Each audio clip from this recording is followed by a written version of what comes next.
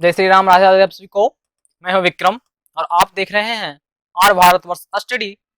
आपका are Bharatvarsh study में हार्दिक स्वागत है।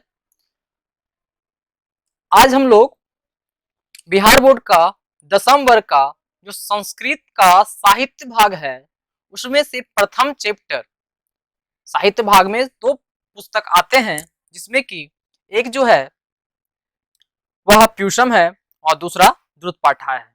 तो आज हम लोग प्यूषम का प्रथम पाठ मंगलम के बारे में विश्लेषण करेंगे और ये चैप्टर को हल्के में नहीं लीजिएगा, क्योंकि इस चैप्टर से ऑब्जेक्टिव और सब्जेक्टिव अर्थात दीर्घोत्तरीय और वैकल्पिक जितने भी दीर्घोत्तरीय, लघुत्तरीय और वैकल्पिक सभी प्रकार के क्वेश्चन प्रश्न इससे पूछे जाते हैं। तो आइए हम लोग इस अध्याय का जिसमें मंगलम मुझे पढ़ना है उसे हम लोग देखते हैं। तो इसे हम लोग आगे पढ़ने से पहले मैं कुछ डिस्कस करना चाहूंगा, सजेस्ट करना चाहूंगा आपको कि अगर आपने अभी तक मेरा जो वीडियो है पार्ट 1 मेरा जो वीडियो है प्रत्यय का, अगर आपने अभी तक वो प्रत्यय वाला वीडियो, खास करके सुबंत प्रत्यय का वीडियो आपने अभी तक नहीं देखा है तो उसका लिंक जो है डिस्क्रिप्शन बॉक्स में दिया हुआ है। आप जाइए और वहां देखिए कि हम लोग कैसे किसी संस्कृत वर्ड का हिंदी करते हैं। राइट, अगर आप संस्कृत वर्ड का हिंदी में कन्वर्ट करना सीख गए तो संस्कृत आपके लिए हलवा हो जाएगी, क्योंकि जितने भी आपको संस्कृत मिलेगी सभी एक समझिए दूसरे क्लास का जो होता है बुक, एक कहानी बना होता है दूसरे क्लास में बच्चों को समझाने के लिए कहानी होता है, सिर्फ और सिर्फ रीडिंग डालने के लिए, वैसा ही संस्कृत बुक लगेगी आपको जब आप संस्कृत वर्ड का हिंदी में कन्वर्ट करना सीख जाएंगे तो। राइट, मैं यहाँ पर हिंदी में वर्ड अवॉइड करते नहीं जाऊंगा, नहीं बताऊंगा कि कैसे हम लोग जो है कि हिंदी किए हैं। ठीक है, कैसे, तो उसका हम लोग एक सेपरेट वीडियो पढ़ते जो सुबंत पढ़ते के नाम से है, अगर तो जाएं उससे पहले आप देखें उसे, और देखने के बाद ही किसी भी चैप्टर के बारे में पढ़ें। राइट, तो आइए हम लोग मंगलम के बारे में स्टार्ट करते हैं। तो मंगलम का मतलब क्या होता है? कल्याणकारी। मंगलम के मतलब कल्याणकारी, राइट, जिससे कल्याण हो, मंगलम बोलते हैं उसे। तो यहां पर जो मुझे पढ़ना है 5 श्लोक है, 1 श्लोक, 2 श्लोक, 3 श्लोक, 4 और एक 5वां, ये रहा आपका। पांचों श्लोक जो है वो उपनिषद से लिया हुआ है। यहाँ पर 4 उपनिषद है, जिसमें से 2 श्लोक, 2 पद्य जो है एक ही उपनिषद से लिया गया है। तो क्वेश्चन पूछा भी जाता है 1 से 2 मार्क्स का, जैसे कि अगर ये श्लोक आपके सामने लिख दिया जाता है और बोला जाता है किस उपनिषद से लिया गया है, तो आपके क्वेश्चन में कोई भी श्लोक दे देगा और पूछा जाएगा कि किस उपनिषद से लिया गया है। राइट, तो मैं आपको सजेस्ट करूंगा कि आप अगर पूरा श्लोक याद करने में सक्षम नहीं हैं तो आप पहले किसी एक वर्ड को स्मरण कर लें, माइंड में फिट कर लें, देखें कि वह किस उपनिषद से लिया हुआ है। राइट, तो आपका श्लोक में कोई भी एक वर्ड आएगा तो पता चल जाएगा किस उपनिषद से लिया गया है। जैसे कि हिरणमयीन पात्र रख ले मन में और सोचे कि वो किस उपनिषद से लिया गया है, ईशावास्य से है। अगर अनु अन्यान वाला श्लोक आता है तो किस उपनिषद से? कठ उपनिषद से लिया गया है। सत्यमेव जयते वाला आता है या फिर यथा नद्या वाला आता है तो वो मुंडक उपनिषद से लिया गया, और ये भी मुंडक उपनिषद से लिया गया। राइट, एक और जो है ये उपनिषद कौन सा है, तो ये श्वेताश्वर है। इसका भी कोई एक वर्ड रख ले और पूछा जाए कि कौन सा उपनिषद से लिया गया है तो ये जो है श्वेताश्वर उपनिषद से लिया गया है। तो आपका जो है कि मार्कशीट में 1 से 2 मार्क्स जुड़ भी जाएंगे अगर आप ऐसे याद रखते हैं तो, वरना आपको छोड़ कर आना पड़ेगा। राइट, तो आप इस श्लोक का कोई भी एक वर्ड पकड़ लें, उसके बाद याद करें। आइए हम लोग अपने विषय वस्तु की ओर चलते हैं कि हमारे चैप्टर में क्या क्या बातें हैं करते हैं हम लोग। देखें हम लोग उपनिषदा वैदिक वाङ्मय अंतिमे भागे दर्शन शास्त्रास्य सिद्धांतान प्रकटयन्ति। राइट, उपनिषद वैदिक वाङ्मय के अंतिम भाग में दर्शन शास्त्र के सिद्धांतों को प्रकट करता है। राइट, उपनिषद वैदिक वाङ्मय के अंतिम भाग में दर्शन शास्त्र के सिद्धांत को प्रकट करता है। उपनिषद किसको प्रकट करता है? दर्शन शास्त्र के सिद्धांत में। कहां प्रकट करता है? वैदिक वाङ्मय के अंतिम भाग में। राइट, आगे देखें हम लोग, सर्वत्र परम पुरुषस्य परमात्मनः महिमा पर ध्यान त्यागीयते। सभी जगह परम पुरुष अर्थात महान पुरुषों की जो महान आत्माएं होती है उनकी महिमा गाई जाती है, सभी जगह गाई जाती है। तेन परमात्मना जगत व्याप्त अनुशासितम च अस्ति, और उन्हीं परमात्माओं के द्वारा, उन्हीं महान आत्माओं के द्वारा पूरा का पूरा समस्त संसार क्या है? व्याप्त है और अनुशासित है। स एव सर्वेषां तत्सां परम लक्ष्यम, और वह ही पूरे संसार, समस्त संसार सृष्टि में व्याप्त होना ही सभी की तपस्याओं का परम लक्ष्य होता है। राइट, आस्मिन् पाठे परम आत्पर उपनिषदाम पद्यात्मका पंचमंत्रा संकलिता सन्ति। इस पाठ में ध्यान देखिएगा, इसमें तृतीया है, इसमें षष्ठी है, इसमें सप्तमी है, षष्ठी है, द्वितीया है। इस प्रकार से आप जो है कि याद करके चिन्हिएगा। कैसे हम लोग चिन्ह लेते हैं? वो प्रत्यय वाला जो पाठ है ना, सुबंत प्रत्यय, उसे जरूर जाकर देखिएगा आप, तो समझ में आएगा कैसे हम लोग हिंदी लेते हैं। अगर तब भी समझ में ना आए तो मैं उसके लिए और भी एग्जाम्पल देकर समझाऊंगा। राइट, आप कमेंट में जैसा होगा लिखिएगा। अस्मिन् पाठे परम आत्मना उपनिषदाम पद्यात्मका पंचमंत्रा संकलिता सन्ति। इस पाठ में महान आत्माओं से के संबंधित में जो उपनिषद है उससे पद्यात्मक अर्थात पद्य रूप में 5 मंत्र संकलित है। यहाँ जितने भी मंत्र हैं टोटल कितने थे? 5 मंत्र, जो कहां से हैं? उपनिषद से हैं, और ये जो है पद्यात्मक है। पद्यात्मक का मतलब पद्य के रूप में, जिसे हम लोग गा सके, और गद्यात्मक का मतलब जो कहानी के रूप में होता है, जो गद्यांश गद्य के रूप में होता है। राइट, अब याद रखने का तरीका जान सकते हैं, गद्यांश आपको आता है मानने के लिए, तो गद्यांश में कहानी टाइप का होता है ना, तो आप वहां से याद रख सकते हैं। तो आइए हम लोग जो 5 श्लोक है उसमें से प्रथम श्लोक के बारे में हम लोग पढ़ते हैं। क्या बोलते हैं यहाँ पे? हिरण्मयेन पात्रेण सत्यस्य अपहितं मुखम तत्वं पुरुषं अपाविनुषद् धर्माय दृष्टे। तो ध्यान दीजिएगा यहाँ पे, हिरण्मयेन पात्रेण, सोने के पात्र से, सत्य अपहितम मुखम, सत्य का अपहितम ढका हुआ है, मुखम मुख, तो सोने के पात्र से सत्य का मुख ढका हुआ है। तत्वं पुरुषं अपाविनुषद् धर्माय दृष्टे, और हे पुरुषन, हे पोषण करता, हे सूर्य, पोषण का मतलब पोषण करने वाले, तो है कौन? वो सूर्य हैं। हे सूर्य, हटा दें, अपाविनु मतलब हटा दें, सत्य धर्माय, सत्य धर्म की प्राप्ति, सत्य धर्माय दृष्टि, सत्य धर्म की प्राप्ति के लिए।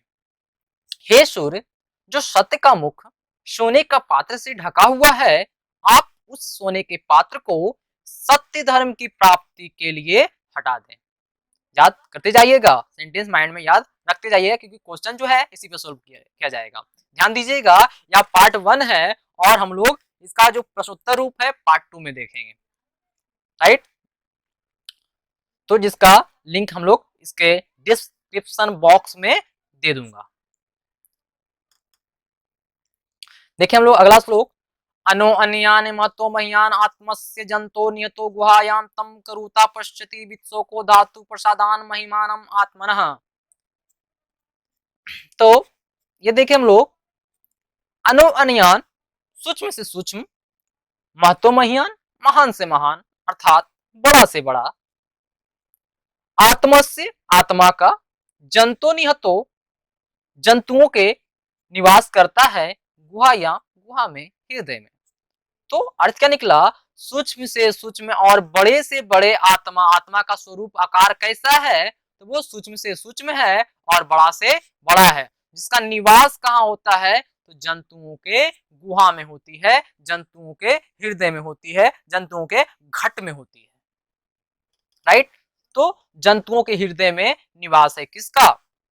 सूक्ष्म से सूक्ष्म और बड़े से बड़े, महान से महान आकार वाले आत्मा का। तम करुता पश्यति वित्सो को धातु प्रसादान महिमानम आत्मनः। तो उनकी महिमा को वही देखता है और देखकर शोक रहित भी हो जाता है। तो कैसे लोग देखते हैं? तो वैसे लोग जिन पर ब्रह्म की कृपा होती है वही उन आत्माओं के महिमा को जान पाता है, देख पाता है। राइट, आइए बढ़ते हम लोग अगले श्लोक पे।